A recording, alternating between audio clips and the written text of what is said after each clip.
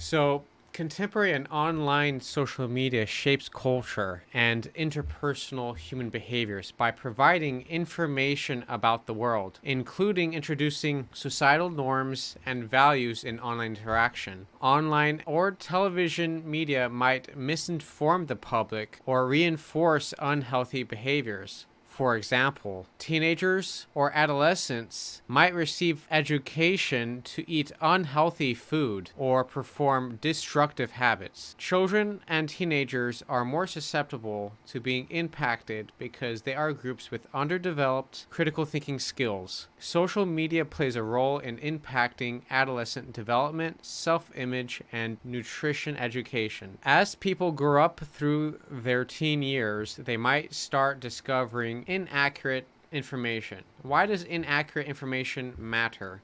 Well, consumption of inaccurate media and information might lead to dangerous public health decisions.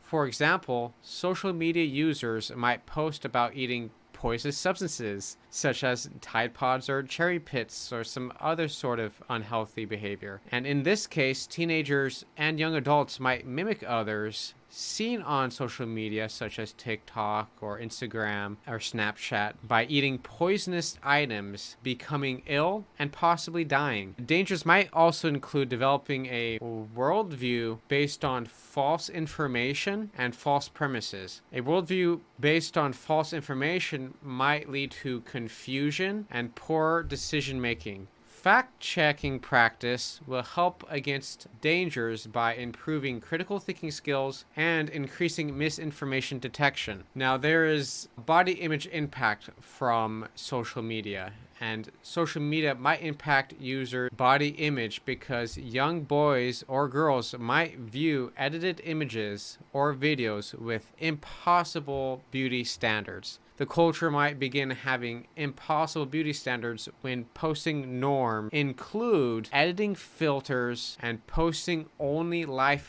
highlights. If only watching highlights of other people's lives, adolescents might become depressed through comparisons. In a study to examine women's media viewing impacts, the study found that if women perceived the content they viewed to be unedited or unenhanced, they reported less appearance satisfaction after viewing ideal video than image content. End quote. So what does that mean? Well, this supports the idea that internet users should not default to trusting the internet to be real or accurate. Adolescents might benefit from having a default expectation position of perceiving most online content as edited or enhanced, so they do not trick themselves into believing something that's not real. If kids believe edited images might manipulate them, then they might be less susceptible to manipulation compared with believing edited images cannot manipulate them. And that's because if we go into social media realizing, wow, there's a lot of people out there that are going to try to mislead me, that mental space is much more helpful in detecting these things, so that way we don't view images as unedited and unenhanced, which we found, according to the study, leads to less appearance satisfaction. Fact-checking image credibility with a healthy dose of questions and skepticism might help against misinformation, manipulated body image beliefs, and appearance dissatisfaction. The danger of exploring media online has been studied, and findings show nutrition inaccuracies. One 2023 Australian study states health misinformation on social media is widespread, particularly in relation to nutrition, and marketing claims may be inaccurate or misleading, end quote. The study also gives an example of supplement marketers misleading consumers with immunity boosting claims, claiming we are going to boost this immunity in you if you take our supplement. And it comes to find out that's not real. They just want your money. When the danger of inaccuracies is widespread, fact-checking is crucial for avoiding beliefs in misleading, misinformation claims. So, how does social media impact teens?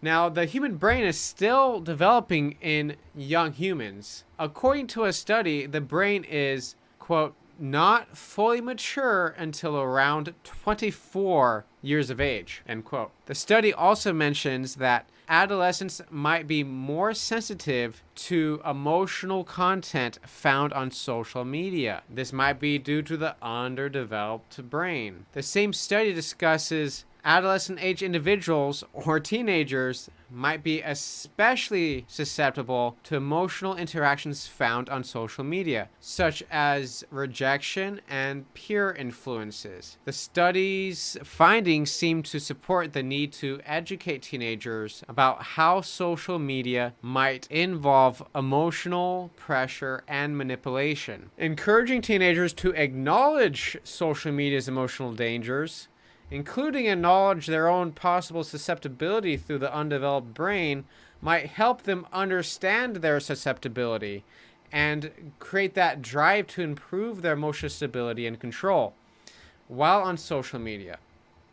And then they should learn coping skills and mental health information from credentialed professionals to prepare their mind against all the barragement of misinformation and misleading ideas and narratives that might pressure a teenager to be in danger. Fact-checking the media and news is an important part of learning how to detect fake information or reliable sources. Now, what is the fact-checking process that I'm talking about here? About how do we check to see whether or not we've been bamboozled by the misleading information and how we might be susceptible to the online pressure, the emotional pressure we find online? And fact-checking the media and news is an important part of learning how to detect fake information and detecting reliable resources. One step is to check the source's credibility, to check the authority of those reporting the facts and information. The second step might be to compare information from multiple sources, because following only one source of information might lead to isolation and echo chambers. The third step might be to look at the publishing dates to determine if the information is recent or just extremely old news. The fourth step to possibly help with fact-checking is to avoid sensationalism or dramatic reports that try to focus on feelings over facts or data. And remember, as a teenager, these emotions might be more triggering and teenagers are more susceptible to emotions. So realize that some of these manipulations might be playing on that fact. It might be playing on the idea that triggering these feelings and emotions might lead someone to believe something that's not real because of the panic and hysteria that led the person to believe the story rather than actually looking at the facts. Fact check. Fact check to prevent fake news. The fifth step might be to search for any motives or biases of the claims, because a supplement company benefits from misinformation. They like the money, and describing its product in a positive light, in a positive tone, enough to convince viewers will get them more money. So they're being incentivized financially to try to trick you into believing something that's not real. So they're trying very, very hard to trick teenagers to believe these false claims. And recognizing potential biases might allow us to detect when a person tried to deceive us. The bias might also blind the awareness of the information giver online. They might be so into their belief system that they are unintentionally giving us fake information. They might have passed it along from someone else and they didn't do their fact checking either. Now, a sixth step could be to research third-party reviews of the claims. An important note is that as teenagers grow up, they will make mistakes. Adults make mistakes also. However, growing up involves learning from mistakes, coping with the consequences and identifying situations outside one's control. If teenagers improve their online behavior, then they will become less susceptible to media dangers and become stronger and more stable adults in the future. Thank you for joining me, and good luck growing up.